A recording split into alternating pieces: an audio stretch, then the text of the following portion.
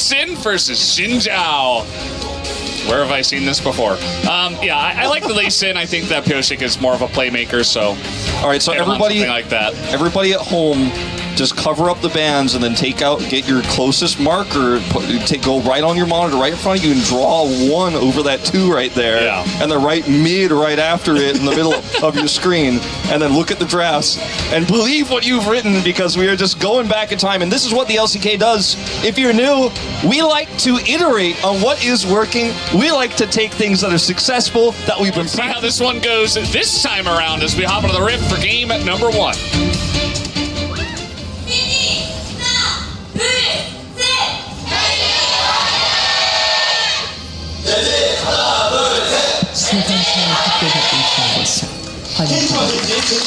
Here we go, game number 1.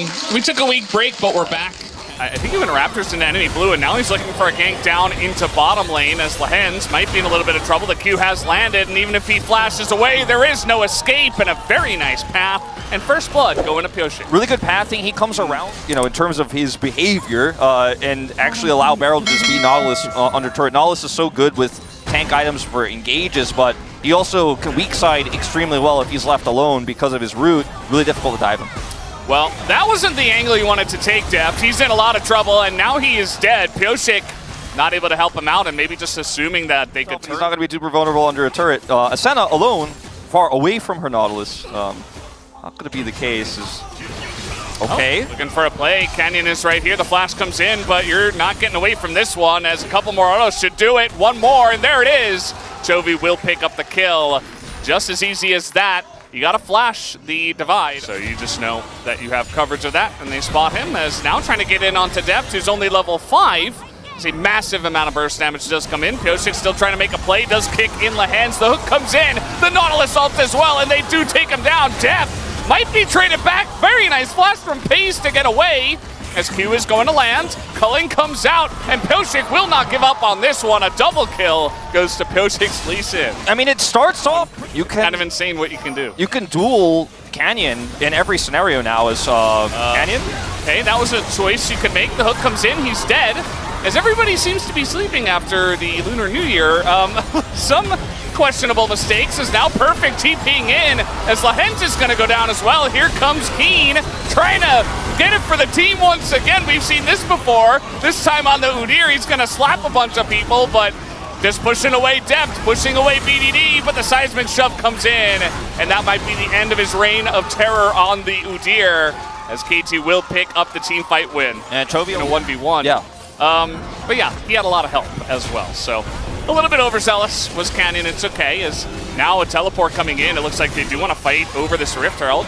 Bit of a 5v5 setup as Gen.G will respect the positioning for now. Canyon getting pretty low as in they go. The rocks are on the ground. Perfect sets it up onto the Chào as Chovy just trying to kite this one back, but Barrel is just so damn tanky as now Pyosik jumps into 5 people, doesn't give a damn, and look at Perfect, he's full health at the same time as everybody on the side of Gen.G is just way too low, and eventually they will get kited out of this river and escorted to their dooms as Keen on the Udyr is just never going to go down somehow, and he will... Further, it was not actually secured after that big scuffle earlier, so part 2 here, and this time they have a good wraparound angle. KT might just have to give this one up. It's going to be very difficult to challenge here.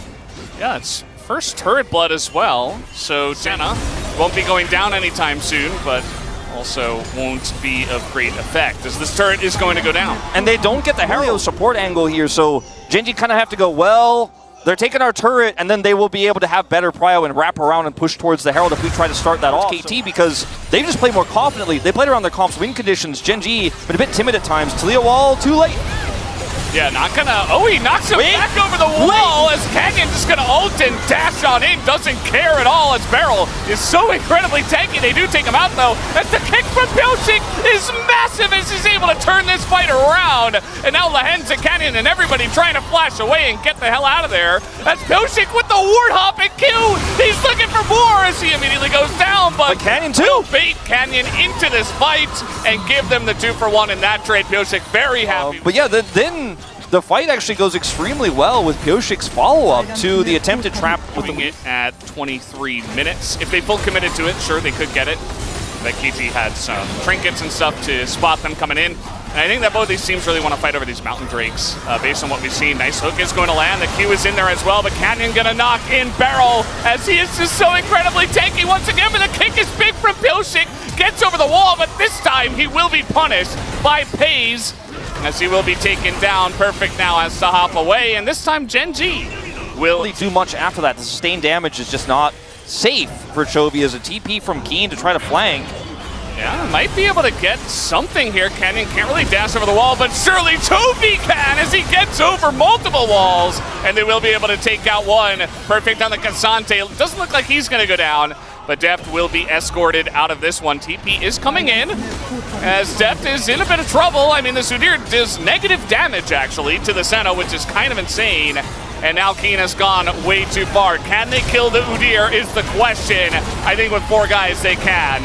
As the knockup comes in, and that'll be the end of Keen, who's severely... Try for it.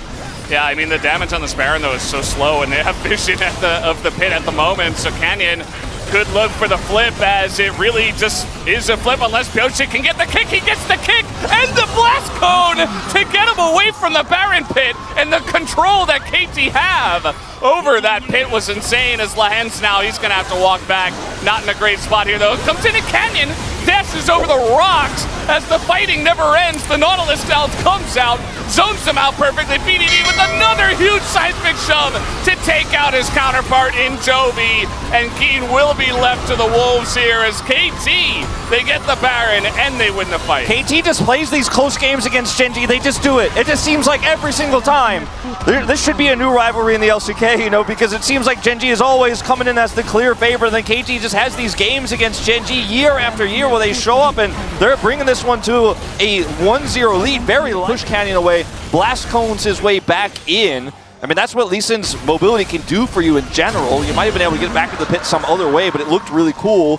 So they get Baron, they get Dragon, you get this 3,000 gold lead nearly here, and total map control. Very little opportunity here for Gen.G to try to claw the way back in. The Lucian also past his prime in this game in a lot of ways. And Canyon's getting caught here as well, but Pyosik takes a massive amount of damage. Pays is like a laser turret right now back there. As Chovy looking again, but he's going to get knocked back. Only hits the Nautilus, and he goes down, as Chovy will not be able to do much in this fight now. Pays as well getting zoned away by the superior range of the Senna. Deft is able to poke him down as BDD. He wanted that kill, and he will have it. And now Canyon and the boys will be totally wiped up. It's only damage like a Talia can with Leandries, like a Senna with superior range, as you mentioned, can. And an range advantage really coming back to bite them. And the fact that Chovy is, you know, he can't 1v9 in this game. I mean, Gen.G aren't really... Because there's nothing he can do. He's on a flank angle. He's got Flash and Emperor's Divide. Maybe he was hoping to cut the team in half, but now he's under threat. Oh, God. The Flash ult, the hook comes in, and Chovy, it doesn't matter. Oh, the seismic shove is perfect on the predict, as Chovy is pretty low. He does stay alive, as the damage from Pace is just not quite enough, as he's totally zoned away, and KT... looks like they may have done it. Bunch of roots coming out here from Barrel, as Keen is once again unkillable, but eventually will go down. TP in the mid as KT look for their victory lap. There's no good way to run from this one. Yeah. He's down. That's the ace. That's the game, Valdez. KT showing up big again here in game one. Spent a lot of time talking about the wacky early game, but KT were definitely the winners of that. They were able to get through that Lucian big spike in the mid game, and then this Senna truly came online. And Pyosik, the man is possessed today. We'll see if he can keep up the form in game two, but if you're a KT fan, you are loving this first game. Absolutely. Away from a lot of these fights. Looking like he's going to pivot over to the Viego here, though, instead. I like the Lee Sin more, especially after the performance. I'm a little bit biased after watching what he did with it in game one.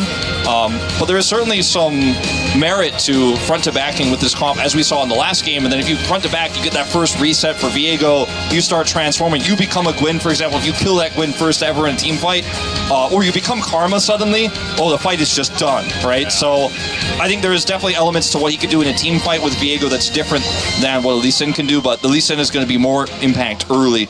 And if Gen.G to see what he can do on this one as we hop into the rift for game number 2.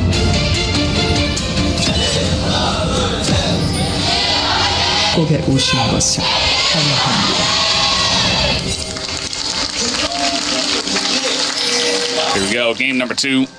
미니언 생성까지 Very aggressive 30초. positioning As here. here is Canyon in the bottom lane looking That's for a high. dive. Can this work out? There's full sums available. Deck is going to flash and get knocked up anyway, but the damage is getting into Pays, and the dive, it fails entirely as First Blood will go over to Barrel. And this is Asante, but even he has been kind of pushed into his turret for a lot of this game. There's nothing happening up here top side, and it has been discussed to death. And even, you know, He will get the nice XP boost from getting the 1, but he's 20 CS behind, I guess like 16, 14-ish. And as you mentioned, this top lane isn't looking any better for Keen, as he is going to throw out the needles here, but he's taking so much damage. Canyon coming on in, giving them a chance, but guess who's here? It's Pilshik, and Perfect is unkillable. The knockup comes in, and the flash stun is good enough, and Canyon does have his flash, doesn't even bother, as he is just going to accept his fate, and the jungle gap continues to widen. As Pilshik, he's looking for more. He's got a couple of ults to go in. Where's the stun? And Pilshik will pick up another. oh! This man, Pioche! Teleport, right? And he could actually make a play on either side of the rift. He can come over, and obviously BDD had TP as well, and maybe he ults a Karma, but this was not just a 100% all-in on top side. I mean, it was obviously eventually, but they didn't have to play it that way. They had so many options, and could have even teleported the Nautilus top side if they want. If Keen tried to hold and defend up there. At them. There's no turret here. I mean, it is just going to go down. So Gen.G have to leave. There's no safety. And if you go back to that play too, where they were actually pushing that turret down, looking for the fifth ask of a Nautilus alone, but he's clearing the wave. He's going to clear the wave. And you know what? Ult comes in, Aftershock, and he's pretty tanky, but there's 4 people there, so yeah. Probably should not have gone there. Good macro call from Gen.G. It was all a bait. It was all a bait, Wolf. Barrel is a genius. Yeah. Because, I mean, they are going to get this mid turret. I mean, there's not much Gen.G can do except try to get The minions. Definitely not going to feel good when a Nautilus just stands in your ultimate and stops you from farming. Yeah. Frozen Heart, pretty good item. Barrel, I don't know about this one. I think, you know, tanking up the culling was fun and nice, but he is going to flash and, okay. Wait! Drag does come in. Wait! Oh, he lives! It was all made! The 3,000 IQ play from Barrel as he brings him down the lane. And now you don't have your jungler. It's a Baron call! That just happened! No smite, you have amazingly tanky members, incredible sustain. Barrel can just sit in the front, has some MR against the, by the way, double AP. They are looking to peel off of this one a little bit as the hook does come in, and Barrel says, no, we're going for it. There's the sweep, and that is going to be a kill already onto Jovi. Keen getting super low, and the resets are coming in, and Gen.G are not long for this world. Pays getting run down by the Cassante, and he will get reset as well. That's going to be a bunch going the way of Pilshik, and pretty much an ace going into the hands of KT. Looks like we got an upset on our hands tonight, Valdez. Barrel, just with one big weird Giga Chat play. You were questioning it. Let's maybe just admit it. You thought for a minute Barrel made a mistake. You for just 1 second. Oh, I'm sure everybody. But, you know, Wolf wasn't a believer. I knew it. But basically the whole time it looked like, when you watch replay, it kind of looks like it was intentional, doesn't it? If you want to like put that spin on it, but it's a game-winning play, quote unquote, as Gen.G tried to punish him and fail, and now I mean this Baron just opens up the whole base, and you are now this far behind, almost 10,000 gold here at 24 minutes in the game. Santa's starting to scale up. Leandres is here for BD because he's not a Lich Bane builder. He's one of the OG Azirs, he knows. And Hey, it's an item that deals damage. Wow. he is ready to hurt them, Valdez. And he will.